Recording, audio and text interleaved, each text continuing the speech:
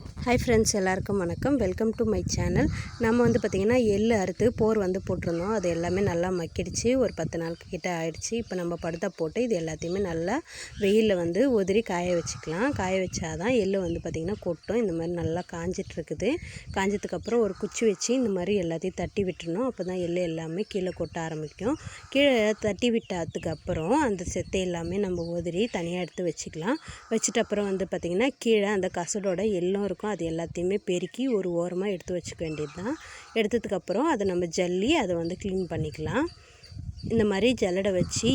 ஜல்லிட்டோம்னா எள்ளு தனியாகவும் அதில் இருக்க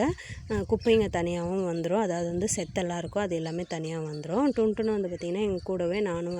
வரேன்னு சொல்லிட்டு இருந்தான் இந்த மாதிரி எல்லாத்தையும் தனித்தனியாக பிரித்து எடுத்துக்க வேண்டியது தான் எள்ளு தனியாக இருக்கும் அதுக்கப்புறம் வந்து பார்த்திங்கன்னா குப்பை எல்லாமே தனித்தனியாக பிரித்து எடுத்துட்டோம் பிரித்து எடுத்துகிட்டு வீட்டுக்கு கிளம்பிட்டோம் வீடியோ